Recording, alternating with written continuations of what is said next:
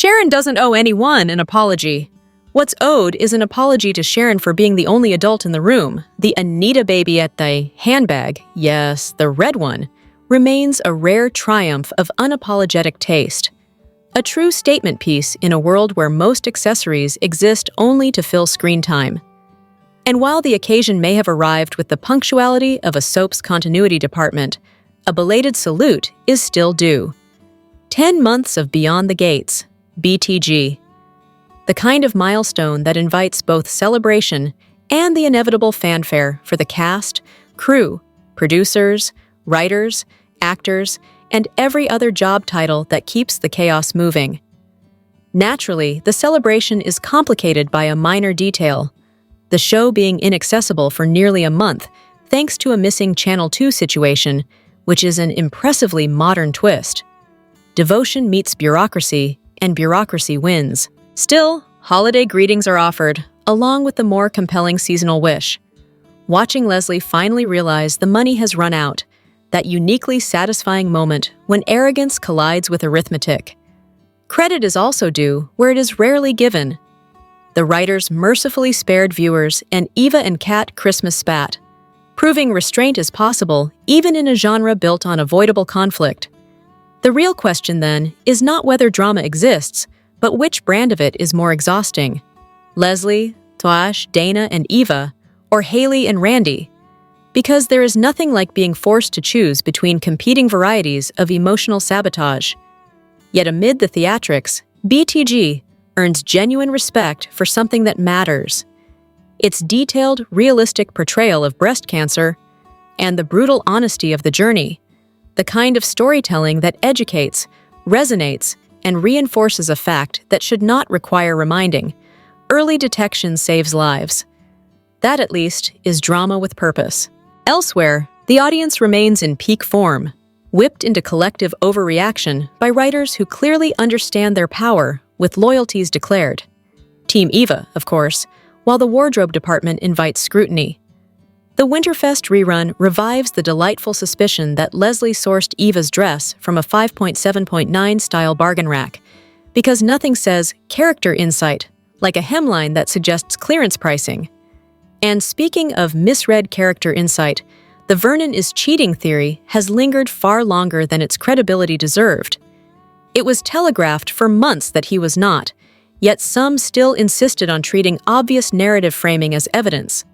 At least the correction has landed, and with it the promise that Season 2 will be entertaining, particularly if it includes Haley finally getting caught, which would be less a plot twist than overdue housekeeping. Romantic standards, meanwhile, remain an endangered species. The Isaiah and Eva situation raises the essential question of whether Isaiah managed to secure Eva a Christmas gift before she began offering up her Hello Kitty, because few things undermine a romance like a relationship economy built entirely on compliments and impulsive generosity, as if dignity were optional. The preview only adds to the confusion. What exactly did Isaiah call Eva? Something about not dating alley cats, or a similarly dismissive label, because nothing says holiday spirit like verbal disdain wrapped in flirtation. On the plus side, Shanice pursuing Ted is a welcome injection of backbone. Any character willing to move without trembling at the shadow of Leslie Dana is already doing more than most. Finally, the Sharon discourse continues to be a masterclass in misplaced outrage. Demands for apologies, to Vernon or from Sharon, sound less like moral clarity and more like an addiction to performative accountability. No one is owed apologies simply because a rumor ran out of oxygen, and Sharon, specifically, has little to repent. Married couples benefit from a trustworthy confidant who can be a friend to both partners, and Sharon's background as an ex-articulate turned vocal coach positions her as exactly that kind of stabilizing presence. The secrecy around Anita's cancer and Sharon's role in protecting that information aligns with the show's long-standing preference for selective disclosure. Likewise, her quiet coaching of Vernon, at his request, as a surprise for Anita, reads as support, not sabotage. If anything deserves regret, it is the broader Winterfest letdown, where the promise of a meaningful reveal dissolved into the usual spectacle of missed opportunity. Sharon does not owe an apology for being competent, discreet, and useful in a narrative that routinely punishes all three. Nobody was cheating. The real betrayal was how fast-grown adults weaponized Christmas with zero facts. Such a beautifully multi-talented cast, truly. The kind of ensemble that can pivot from heartfelt gravitas to holiday-grade foolishness without even loosening a button. And this episode, in particular, delivered the full buffet. A serious medical storyline, a secret meetings mystery, and the annual tradition of someone trying to detonate Christmas with half a theory and a full ego. First, the obvious. Anita's diagnosis is the center of the universe right now. Not the timing of when someone was informed, not anyone's bruised pride, and certainly not the theatrical need to be included on a schedule. There is nothing quite like watching a grown man turn a life-altering diagnosis into a personal scheduling grievance. Anita is facing the possibility of losing a breast, and her life is definitely about to change, possibly in the most profound way imaginable. This is not the moment for anyone to feel precious about being looped in at the correct timestamp. The assignment is support, not sulking. Meanwhile, Nicole continues her impressive campaign to prove that misery is hereditary, or at least contagious, by partnering with Ted in a holiday plot so ill-advised it practically comes with a warning label. The idea that the solution to uncertainty is public humiliation at Christmas, in front of family, is not bold. It is reckless. Ted's contribution, floating an affair allegation like it's casual table conversation, was spectacularly irresponsible. And Nicole's instinct to run with it, rather than speak to her father directly, was the kind of decision-making that turns a family gathering into a crisis management seminar. Danny, for once, displayed the rare and endangered trait known as restraint. Refusing to help drop an affair bomb without facts was not just sensible, it was necessary. Because if that accusation had landed before Vernon began singing, the episode wouldn't have ended with warmth. It would have ended with a scorched living room and a therapist on retainer. And then the truth arrived, as it tends to do after everyone has already behaved badly. Vernon wasn't cheating. The secret meetings were for a surprise, piano lessons or singing lessons, something genuinely tender, and frankly, a relief. The reveal was the emotional payoff the episode earned, and the performance did not disappoint. Vernon delivered like someone angling for a daytime soap award, and it worked. The rumors can now be shelved where they belong, next to the other overconfident assumptions that nearly ruined a holiday. Naturally, the episode also found time to remind everyone that Vernon isn't new to this. The man has a long career across entertainment as producer, actor, and singer, and it shows that polish matters in scenes like this, where sincerity has to land without tipping into sentimentality. Here it landed. But even with the not an affair issue resolved, it's not as if the cast of suspicious characters has suddenly become trustworthy. Sharon may have been part of something good, but the side-eye remains warranted. A lingering, jealous glance at a photo is the kind of detail that never exists by accident. Hope is allowed. Naivety is optional. Elsewhere, Nicole's behavior toward Sharon was not assertive, it was vindictive. Bitter rage over something from 20 years ago does not grant anyone the authority to act as judge, jury, and executioner of a marriage, especially not in a moment when the family is bracing for devastating news. Plenty of women have dealt with indiscretions over the years, and that reality does not justify a grown adult staging a moral tribunal in the middle of the holidays. The solution is not more theatrics, it is fewer. Several seats should be taken, preferably on a couch in someone's office, until emotional regulation becomes less of a foreign concept. And while Nicole and Ted were busy auditioning for Most Likely to Ruin Christmas, the larger chaos machine continues humming in the background. The question remains, will Leslie, Eva, and Haley finally face consequences, perhaps even legal ones, or will this same mess stretch through all of 2026 like a contractually obligated headache?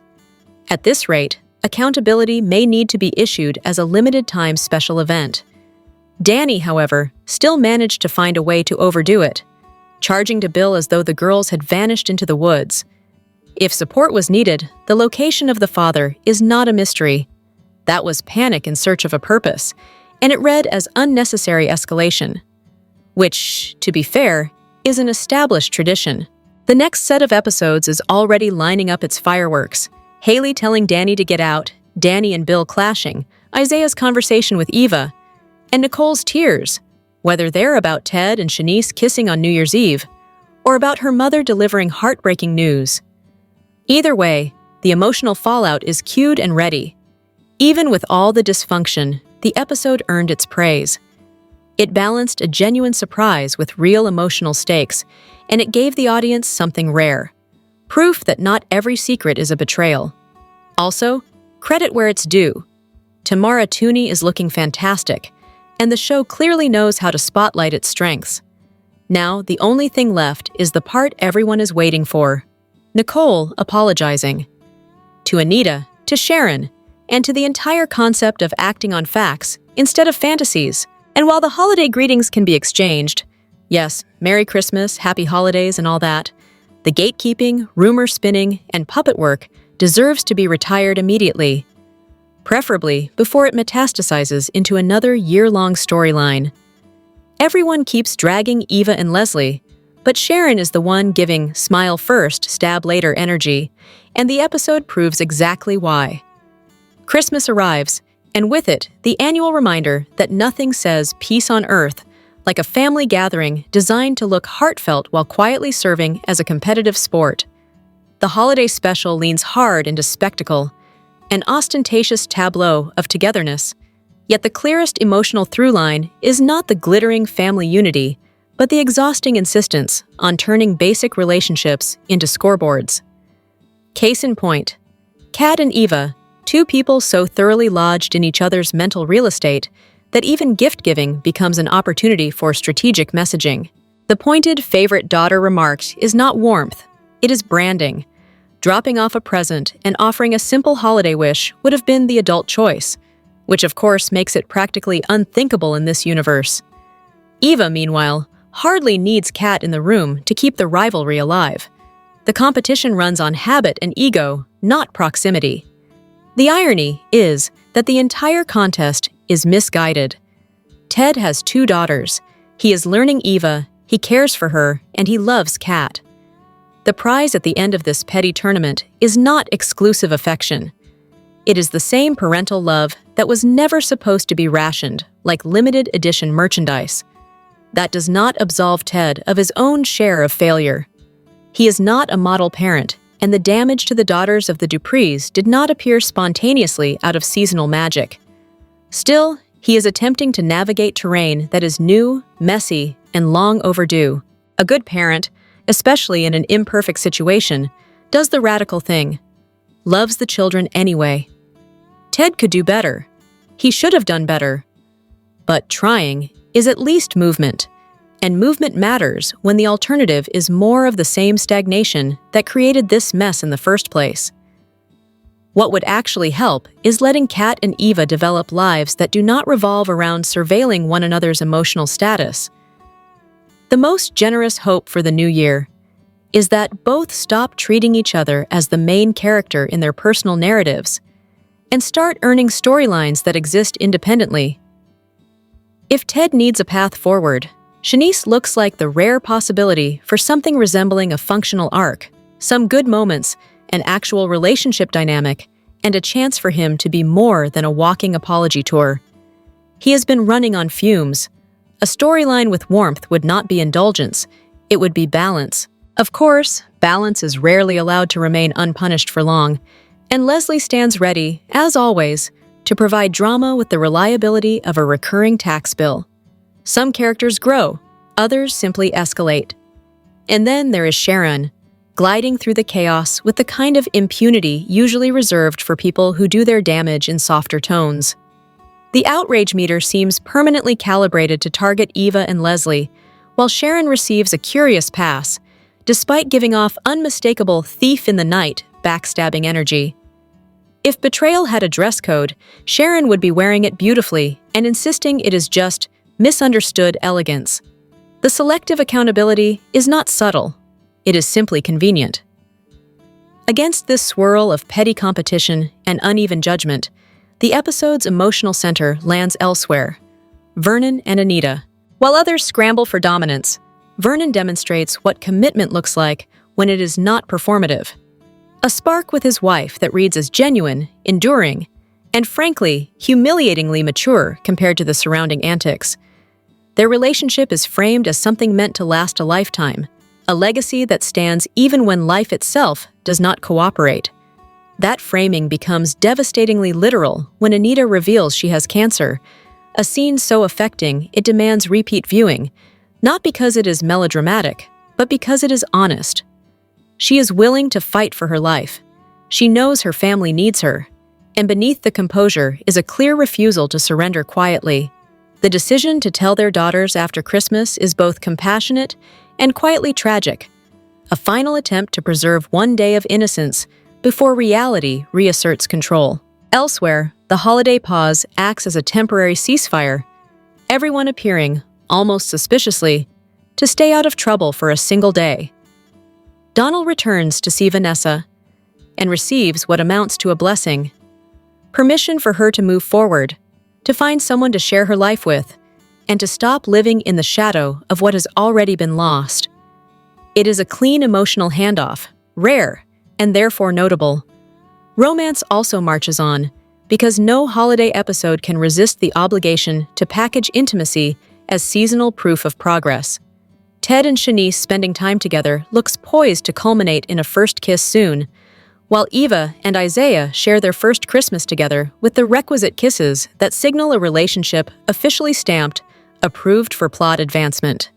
Even the musical flourishes reinforce the contrast between sincere emotion and theatrical presentation. Vernon's performance earns genuine praise. When he sang that song, he truly sang that song, while the promise of a special song surprise from Kenny Lattimore is positioned as the bright, polished bow on top of a story that is otherwise full of frayed edges. And because no episode is complete without a bit of pointed commentary masquerading as humor, there is the weary acknowledgement that Bill is likely tired of dealing with the terrible twos energy, Haley's temper tantrums as a recurring motif of childish disruption dressed up as adult conflict. The pop culture nods land like a wry annotation. Once there was Maze featuring Frankie Beverly. Now there are the Articulettes featuring Vernon Dupree, because in this world, everyone eventually becomes part of an ensemble, whether they can carry the tune or not. In the end, the holiday special succeeds where it dares to be sincere, and falters where it confuses rivalry with personality. The spectacle is pretty, the emotional truth is sharper.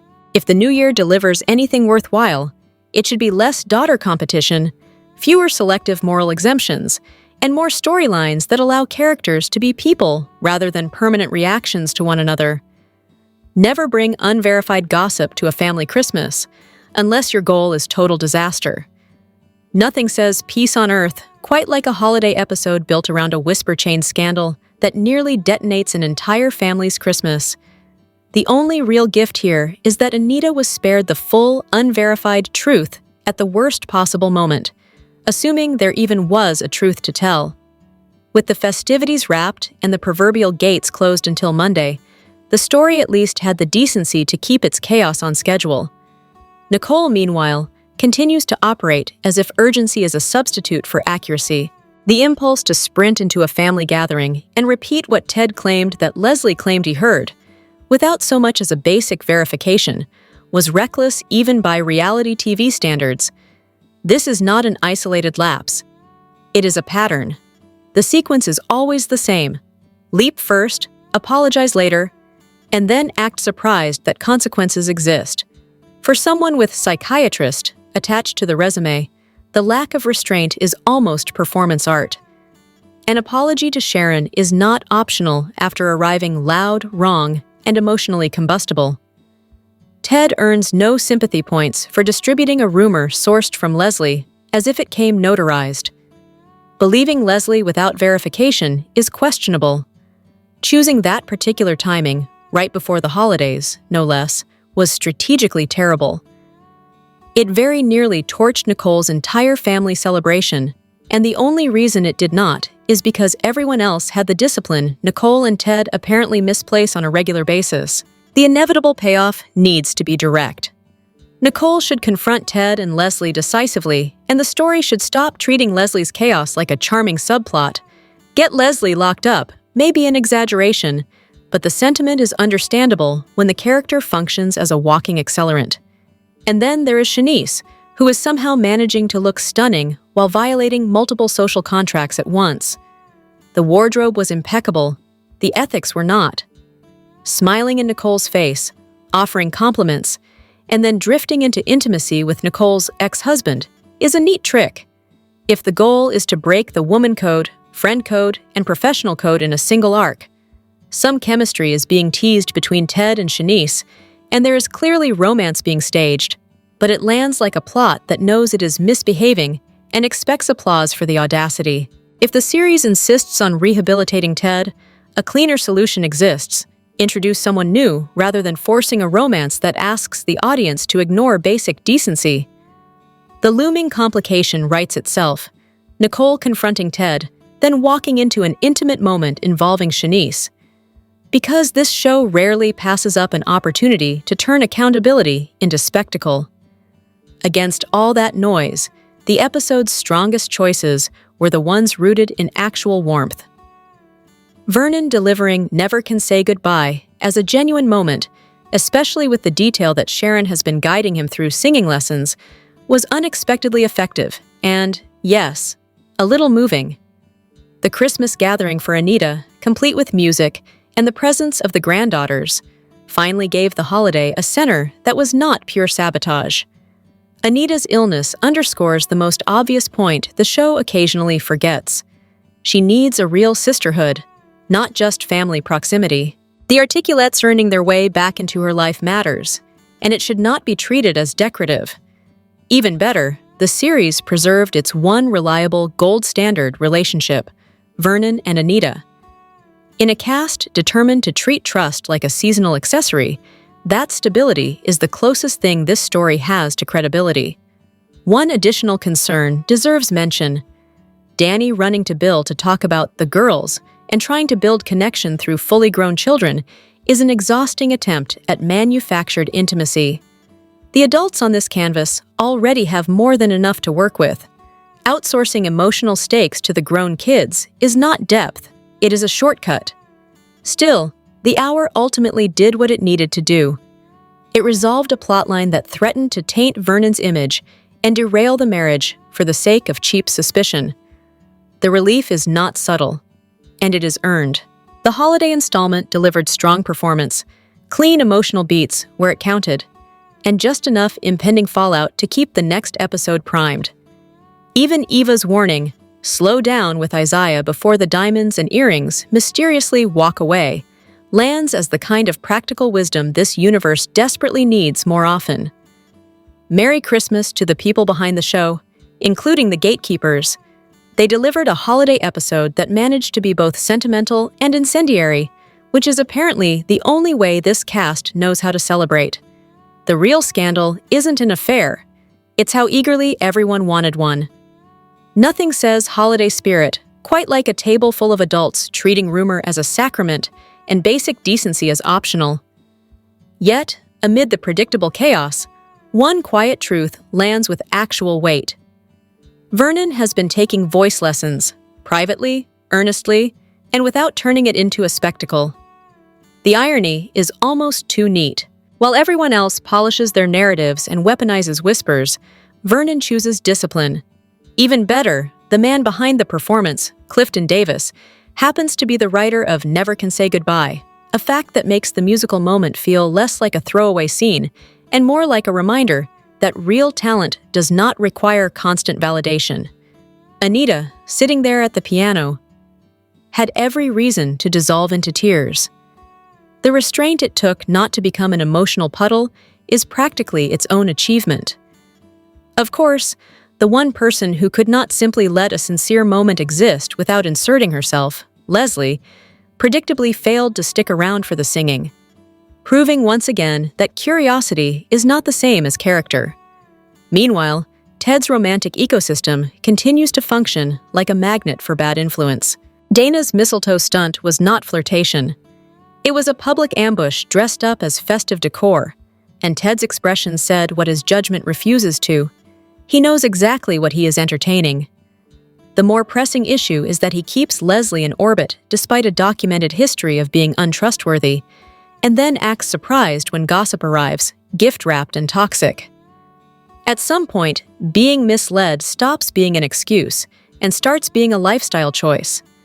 And while he is busy collecting unreliable confidants, his daughter shows up offering holiday cheer and receives a response so nonchalant it could have been delivered by a customer service chatbot. A father who cannot muster enthusiasm for his own child on Christmas, but somehow maintains the energy to indulge interpersonal drama, is not misunderstood. He is misprioritized. Nicole is hardly in a position to gloat. The same household that insists on projecting a pristine image treats anything that threatens it as a personal attack, which is why the selfishness reads like a family tradition rather than a character flaw. Nicole's willingness to entertain Carlton is not harmless socializing. It is a slow-motion betrayal disguised as ambiguity. Carlton, for his part, appears far more committed to manufacturing holiday movie fantasies than participating in real life, which conveniently explains both his availability and his evasiveness. The real tragedy is that while the adults audition for starring roles in their own melodrama, Kat is left watching from the margins, neglected, unheard, and expected to be emotionally self-sufficient because the grown-ups are too busy managing optics. Then there is Shanice, direct, outspoken, and apparently capable of showing up on Christmas Eve with cake and a dress that made Ted briefly forget how to blink. It is tempting to treat this as mere spectacle, but the dynamic has substance. Shanice represents the kind of presence Ted does not currently get from Nicole. Strength without coyness, clarity without games, unlike Carlton's long-standing campaign to reshape Nicole's feelings and position himself as the inevitable alternative.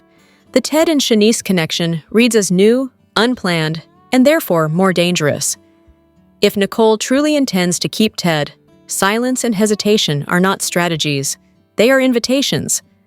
And if Ted actually falls for Shanice, the idea that he will neatly return to the previous arrangement is the sort of comforting fiction people tell themselves right before everything changes.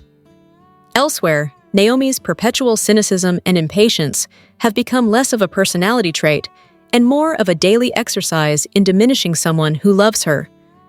Jacob is treated not as a partner, but as an obligation. Someone once valued, now merely tolerated. That shift is not subtle, and it is not sustainable. The imbalance is so pronounced it makes him look smalls in his own life, as though he is perpetually being scolded for taking up space. A logical corrective would be giving Jacob another genuine romantic possibility, someone who responds to him with appreciation rather than irritation, if only to expose how unnecessary this emotional austerity has become. And hovering over all of it is the broader Dupree pattern, a family so accustomed to browbeating their way through rooms that listening to another perspective registers as an unreasonable demand. The most telling moment, however, is what did not happen. The rumor of an affair did not get its grand reveal, and the evening was spared the spectacle of Nicole carrying scandal into Christmas like it was a centerpiece. That restraint mattered because it would have ruined the entire gathering and cheapened Vernon's tender surprise into background noise for someone else's outrage. More importantly, the rumor never deserved that spotlight in the first place. The source was questionable, the timing was indefensible, and the impulse to broadcast it said more about the messenger's need for control than any concern for truth. The real critique is simple. When adults prioritize gossip, posturing, and romantic brinkmanship over their children making and their integrity, the holiday is not saved by avoiding disaster. It is merely delayed until the next scene. The real villain of this episode wasn't the alleged affair. It was the people auditioning for chaos. BTG staged a Christmas celebration so polished it practically came with its own awards campaign letterhead.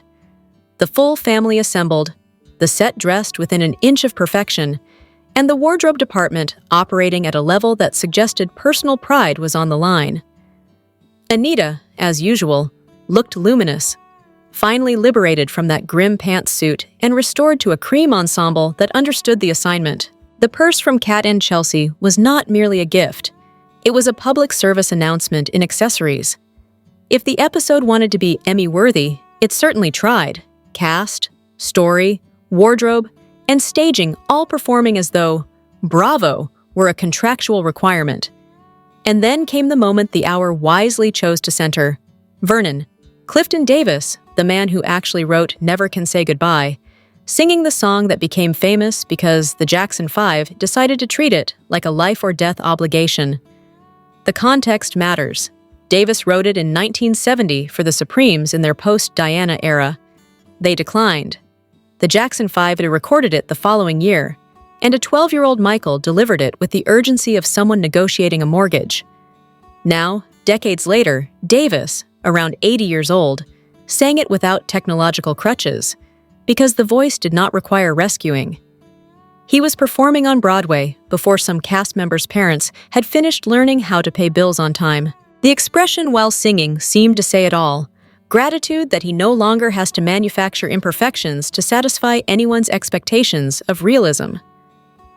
Hearing the songwriter deliver his own work was moving, not because of nostalgia alone, but because it exposed how absurd it is to pretend craftsmanship expires with age. Naturally, BTG could not allow Sincerity to stand unbothered. Enter Nicole, apparently determined to detonate Anita's Christmas party by marching over to Vernon with an affair accusation, at the event in front of everyone, as one does when the goal is healing and not spectacle.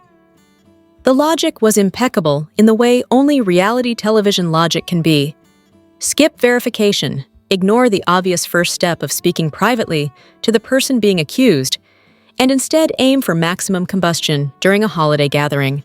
The rumor pipeline, Leslie to Ted, or Teddy Weddy, if infantilizing the messenger makes the misinformation more charming, did what rumor pipelines do. It produced drama and then left the carriers standing there, looking profoundly foolish when the story collapsed. Watching Leslie and Ted try to hold their ground afterward was less intrigue and more public demonstration of why gossip is not a skill set. The most irritating part was not even the attempt to smear Vernon. It was the strategic inconsistency. Nicole found plenty of energy to be sharp with Sharon, yet somehow remained comfortable keeping Leslie close, despite Leslie's role in circulating the lie in the first place. If moral outrage is going to be deployed, it should at least be deployed in the correct direction. The episode also dangled the usual incoming attractions bait, Leslie apparently needing to speak to Joey, because nothing says seasonal warmth like another ominous conversation waiting in the wings. At minimum, the narrative owes a clean confrontation. Nicole should turn that same intensity toward Leslie and address the fabrication head-on, not merely redirect the fallout toward whoever happens to be convenient. Credit where it is due. The episode understood the value of timing. Vernon moving to the piano before Nicole could fully poison the room was not just musical, it was tactical. It protected Anita's evening from becoming a hostage situation disguised as a party. Meanwhile, in the periphery, Ted and Shanice continued their hot and heavy storyline with the subtlety of a headline, as if the show required a secondary scandal in case the primary one failed to ignite. And Andre, drifting through scenes like someone experiencing an intensely private revelation in public, remained a reminder that not all on-camera participation is active. Sometimes it is simply existential. So yes, the episode was epic, moving, well-produced, and far better than it had any right to be when it kept its focus on family, music, and the kind of real talent that does not need embellishment. But it also delivered a familiar lesson. Integrity does not create chaos quickly enough for certain personalities, so chaos must be imported. Vernon was not cheating. The rumor merchants were wrong. Anyone eager to convict honest Vernon on flimsy hearsay can file an apology under overdue. And if there is any justice left in this season, it will come in the form of consequences for the people who tried to turn a Christmas celebration into a courtroom, especially when the only thing that truly deserved everyone's attention was the songwriter standing there singing his own classic. and reminding the cast what authenticity actually looks like.